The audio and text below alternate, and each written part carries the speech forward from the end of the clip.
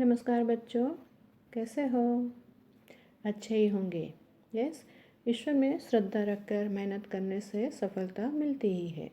ईश्वर के प्रति अटूट श्रद्धा, विश्वास और समर्पण की बात आती है तो तुरंत हमें मीराबाई और नरसिंह मेहता याद आते हैं। किंतु जब आज हम एक ऐसे संत कवि की बात कर रहे हैं जो जन्म से यानी कि संप्रदाय से तो मुस्लिम थे, पर कृष्ण के अनन्य परम भक्त थे। उनकी कृष्ण भक्ति और समर्पित भाव देखकर भारतेंदु हरिश्चंद्र ने कहा था कि इस मुसलमान हरिजन पर कोटिक हिंदू वारिये। ऐसे परम कृष्ण भक्त कवि का नाम है रसखान। उनके द्वारा रचित पाठ 3 सवय का आज हम अभ्यास करेंगे। सवैये का साहित्य प्रकार यानी कि ये पाठ हमारा 3 जो है उसका साहित्य प्रकार है मुक्तक।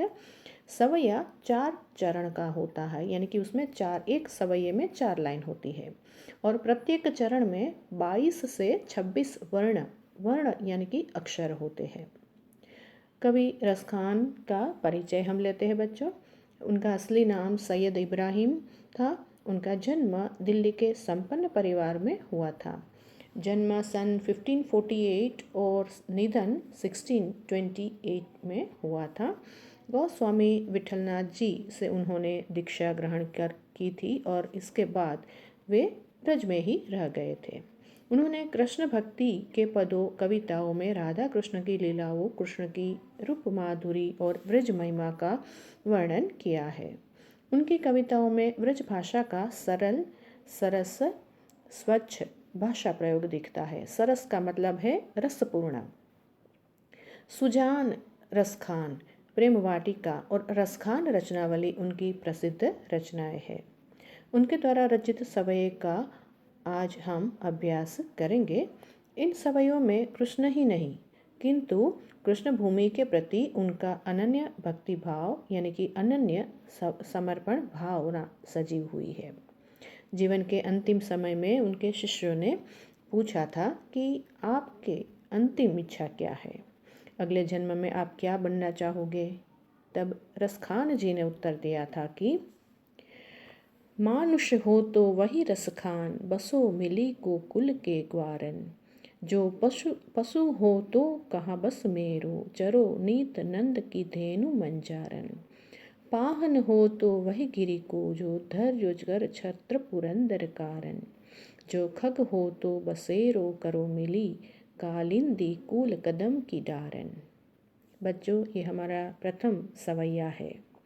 रसखान जी यहाँ बताते हैं कि सबसे पहले तो हम इस सवैये में जो डिफ़िकल्ट वर्ड है उनका थोड़ा मीनिंग देख लेते हैं। मानुष का मतलब है बच्चों मनुष्य। तो दूसरा शब्द आता है ग्वारन यानी कि ग्वाला, बसो यानी बसना। फिर दूसरा शब्द मंझारन आता है जो उसका मतलब होता है मध्य में, बीच में। धेनु आप जानते हो, धेनु का मतलब गाय है। पाहन पत्थर है। गिरि का मतलब है पर्वत। पुरंदर शब्द आता है, जरूर ये ध्यान में रखें, ये परीक्षा में पूछा जाता है, पूछने की संभावना ज़्यादा है। पुरंदर का मतलब है इंद्र, जो देवताओं का राजा माना जाता है। और आगे अंतिम पंक्ति जो है उसमें शब्द है खग यानी पक्षी। बसेरा मतलब निवास, बसेरा करना, निवास करना। कालिंदी का मतलब है यमुना और कुल का मतलब है किनारा। तो यहाँ रसखान जी इस सवैये में हमें बताते हैं कि अगर मुझे मनुष्य के रूप में अवतार मिले तो मैं ब्रज गोकुल में रहना चाहूँगा, वहाँ के ग्वालों के बीच निवास करना चाहूँगा। पहली पंक्ति ये है कि मानुष हो तो वही रसखान, मुझे मनुष्य के रूप में अवतार मिले तो मैं गोकुल में, ब्रज में निवास करना चाहूँगा। कहाँ? ग्वालों के बीच में। तो गोकुल में रहना चाहता हूँ और ग्वालों के बीच में निवास करना चाहता हूँ। अगर पशु के रूप में जन्म मिले तो मैं नित्यानंद जी की धेनु यानी कि गायों के बीच में चरूं। जिन्हें कृष्ण चराया करते थे। यानी कि जो पशु हो तो कहाँ बस मेरो, पशु के रूप में मुझे अगर अवतार मिलता है तो उस पर मेरा तो कोई बस नहीं है, लेकिन मेरी इच्छा ये है कि नंद जी की गायों जो है उसके बीच में मैं चरना चाहूँगा, क्योंकि कृष्ण भगवान नंद की गायों को चराने के लिए जाया करते थे। इसके बाद की पंक्ति में बताते हैं, पाहन हो तो वही गिरि को, जो धैर्य कर छत्र पुरंदर कारण।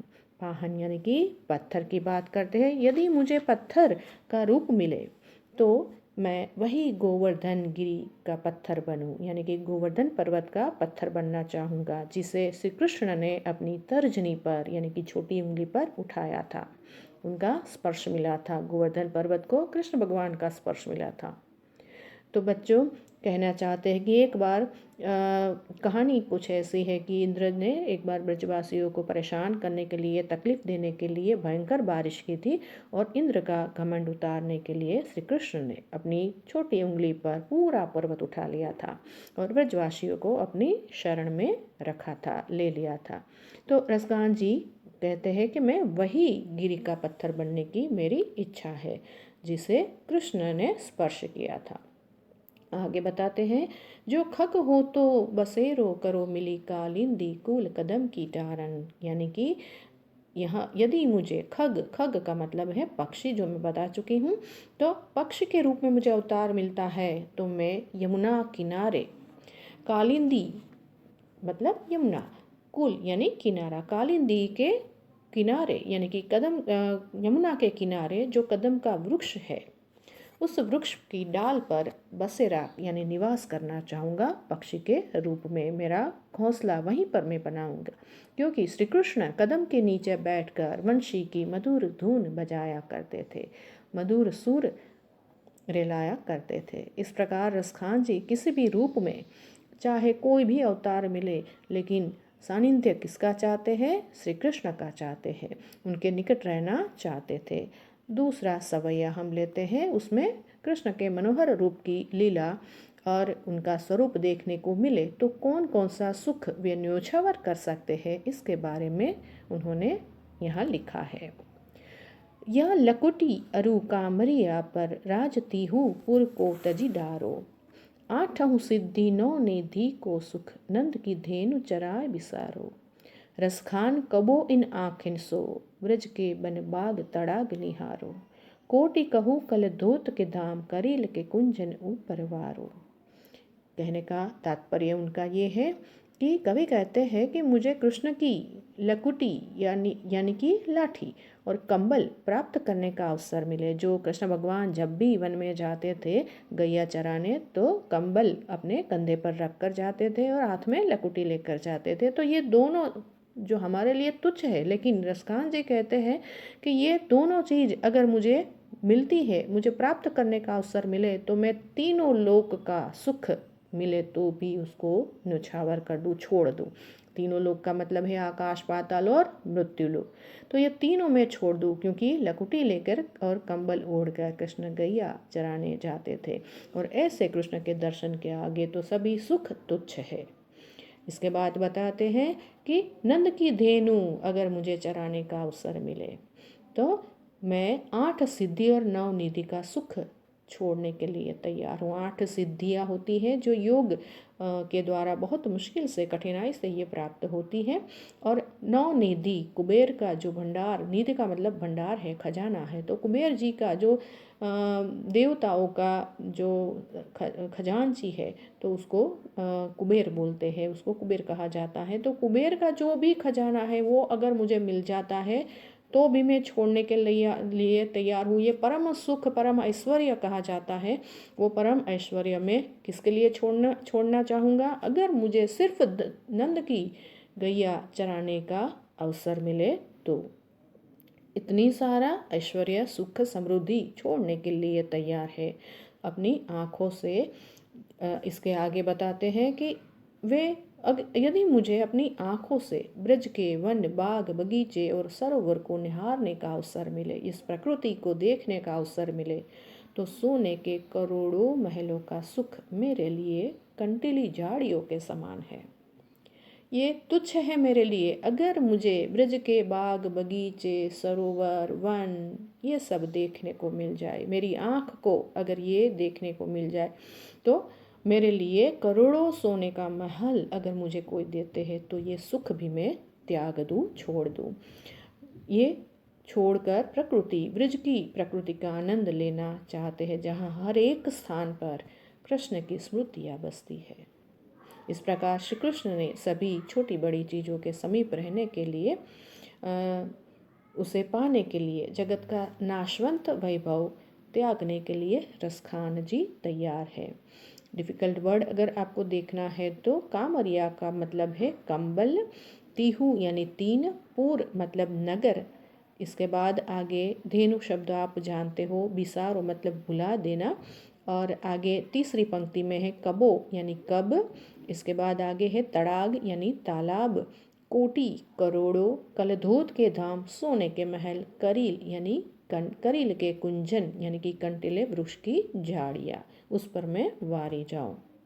तो रसखान जी यहाँ सब कुछ त्यागने के लिए तैयार है। सिर्फ कृष्ण भगवान की छोटी छोटी चीज़ों का सुख उन्हें अगर मिलता है तो उनके साथ रहने का, उसको प्राप्त करने का अवसर मिले तो संसार के सभी नाशवंत वैभव को त्यागने के लिए तैयार है।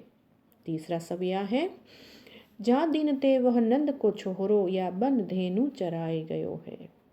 मोहिनी तानिन गोधन गाय के, बेनु बजाई रिजाई गयो है।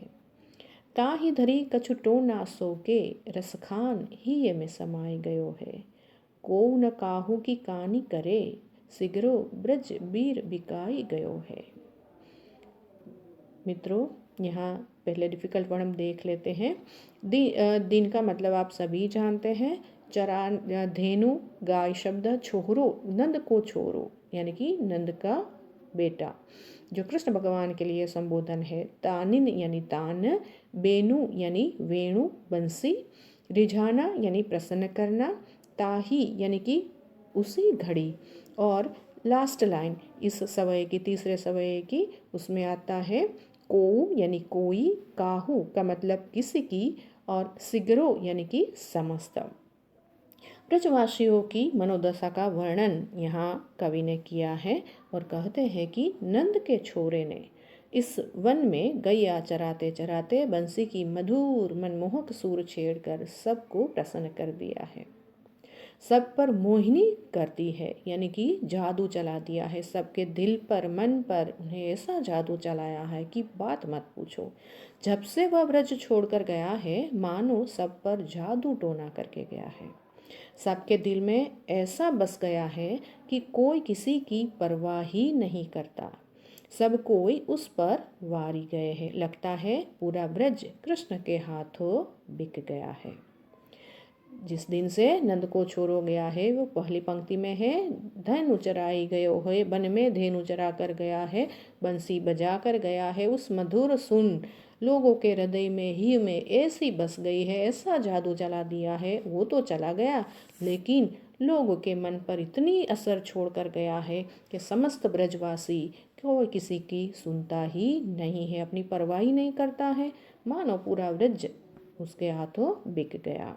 चौथा सवैया है, हम देखते हैं कि मोर पंखा यानी कि गोपियों के बारे में, जब कृष्ण भगवान ब्रज छोड़कर चले गए थे, इसके बाद जो गोपियों की हालत हुई है उसके बारे में, उनके विरह के बारे में थोड़ी बात, और उसका मन मनाने के लिए क्या करते हैं। मोर पखा सिर ऊपर राखी हो, गुंज की माल गरे पहरोगी, ओढ़ी पीताम्बर ले लकुटी बन गोधन ग्वारिन संग फिरोगी, भाव तो वो ही मेरो रसखानी, सो तेरे कहे सब स्वांग भरोगी, पै मुरली मुरली धर की, पै मुरली मुरली धर की, अधरान धरो अधरान धरोगी। बहुत सुंदर बात यहाँ है कि श्री कृष्ण भगवान वृंदावन ब्रज छोड़कर चले गए थे। कृष्ण के वियोग होने पर उन्हें देखने के लिए, उनके दर्शन करने के लिए सभी गोपियाँ बहुत व्याकुल है, और कृष्ण के दर्शन होते नहीं हैं, इसलिए एक दूसरे को सांत्वना देती है। कृष्ण का स्वांग धारण करके कृष्ण यहाँ है ऐसा एहसास ही कर सके, इसलिए एक गोपी दूसरी गोपी से कहती है, हे सखी, मैं सिर पर मोर पंख लगा लूँगी, रख लूँगी, जैसे श्री कृष्ण लगा रखते थे। गले में गुंजे की माला धारण कर लूँगी। गुंजा एक पौधे के ऊपर छोटे छोटे बीज लगते हैं और लाल रंग के होते हैं, जो कृष्ण भगवान को अति प्रिय हो। तो गुंजे की माला कृष्ण भगवान हमेशा धारण करते थे, तो मैं भी वही स्वांग रचूंगी, वही वेश धारण करूंगी जो कृष्ण को बहुत प्रिय है। मैं पीताम्बर ओढ़ लूँगी, पीला वस्त्र पहन लूँगी, हाथ में लकुटी लेकर गैया चराने के लिए ग्वालों के साथ वन में भटकूंगी, जैसे कृष्ण भगवान अपने मित्र, अपने सखा के साथ वन में जाया करते थे, गैया चराया करते थे। सब कुछ जो कृष्ण भगवान करते थे, सो वेश धारण करते थे, वही रूप में धारण करूंगी। जैसे कृष्ण वन में जाया करते थे। गोपी कहती है कि अपने कृष्ण अपने मुरलीधर के लिए वे उनके सारे स्वांग, सारे वेश धारण करेगी। जो कृष्ण को अच्छा लगता था, बहुत प्रिय लगता था, वे सब वो करेगी। लेकिन एक बात वो नहीं करेगी। क्या? वो मुरली अपने ओठों पर, अपने होठ पर, अपने अधर पर कभी नहीं रखेगी, क्योंकि कृष्ण भगवान अपने होठों पर, अपने अधरों पर मुरली रखकर मधुर सुर छेड़ा करते थे। लेकिन वो ये काम, वो स्वांग ये कभी नहीं रचेगी, क्योंकि ऐसा करने से मुरली झूठी हो जाएगी, यानी कि अपवित्र हो जाएगी।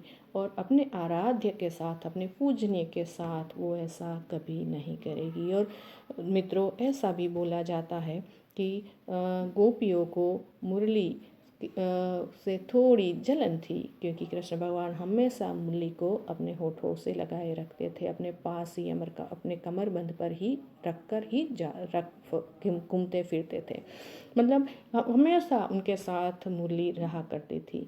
तो गोपियों को थोड़ी इस बात की जलन थी, हमसे तो आप ज़्यादा मुरली को प्यार करते हैं। तो एक मीठी जलन बांसुरी से थी, ऐसा भी माना जाता है। तो यहाँ रसखान जी के सवैयों की बात हमने की। चारों सवैये, थोड़े शब्द थोड़े डिफ़िकल्ट है, लेकिन समझाने की कोशिश मैंने ज़रूर की है। आप उनको बार बार पढ़ें और समझने की कोशिश करें। और इस सवैये में जो वर्णन किया है कृष्ण भगवान, एक एक सवैये में आपका एक एक प्रश्न है, तो समझने की कोशिश भी करें, आगे अच्छे से अभ्यास करें और अपना ख्याल भी रखें। धन्यवाद।